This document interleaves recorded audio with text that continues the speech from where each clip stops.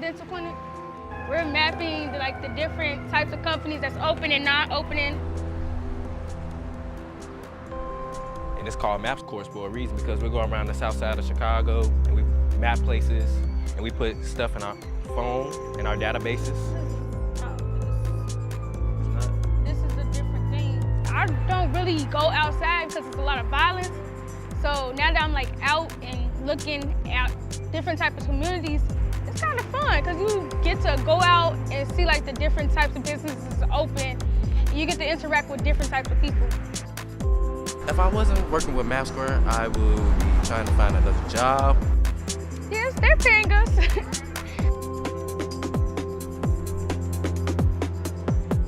The story of MAPSCorps began in 2008. We brought community leaders and residents to the table. We invited them to the University of Chicago and we asked people, what does it mean to do science in service to the community? How can science and research, which the University of Chicago does best, be of benefit to you? People answered with really 3 principles. Engage youth in the research. Gather data that you can use for your research, but that we can also use to conduct our business in the community. And then lastly, people said, your definition of health is not necessarily my definition of health. Health is about jobs. Health is about economic vitality. I'm here to teach you how to use the MAP app. You'll want to make sure that you are on the right street, on the right block before you add the case. I am a data nerd. Data is my life. We are at the survey lab. This is MAPSCorps Operational Central. The MAP app was developed specifically for the MAPSCorps project, and it's organized by community area. We map by the street, and then you narrow down to the block. Students take stock of what's ever in outward-facing brick and mortar buildings.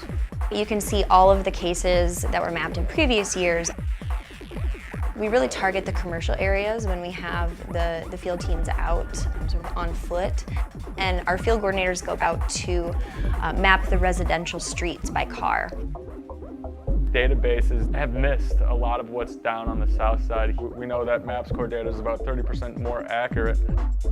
And we're sharing that information quite broadly. And that means that we're helping the health of the south side by changing the image of the south side. We're actually getting accurate and deep data that can help decision making, and that is current and refreshed, that you can't get from anywhere else. They are doing work that is generating knowledge, data that people all over our city are using. More than 40,000 people have been touched. What we try to do at After School Matters is really make our teens' work relevant. And these teens in the MAPSCorps program are making a relevant contribution to their neighborhood. They are scientists, so they are really being inquisitive and saying, hey, what's this for, and why is this there, and why does this happen? Helps the community gain a better respect for their eyes and their perspective. So every day that the mappers go out into the field, they also have a mapping challenge. They might be asking what Southside residents think about success. At the end of the day, then, they gather to analyze whatever their field investigation was for the day. And the data that they're gathering in and through those daily field investigations is actually answering some other research questions. Every summer we've grown in terms of the geography we've covered and the number of students we could employ. When you think about using data, especially if teens are using it to try to understand what's in their community and things that are important to them, when they start really peeling back the onion, they really benefit. How do fast food restaurants affect communities in which they are located?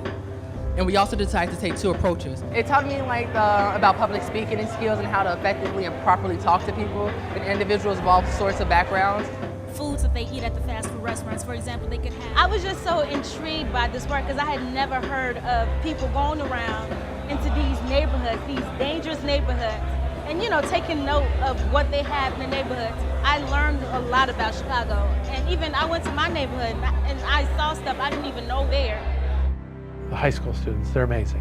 What they learn is college readiness. They learn about science, data, research.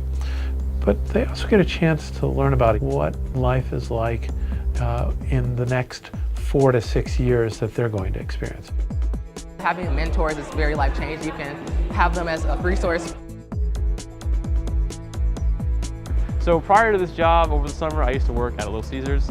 My job was to dance the street and get people to buy pizzas. There's a lot of things that I didn't know when I was a high schooler, growing up in Southside of Chicago, that I would love to pass back. We've built it in a way that it scales. We have technology and protocols and knowledge that would make it easy to replicate MAPSCorps in other parts of the world. I think MAPSCorps gave me the ambition and the drive to want to see a change.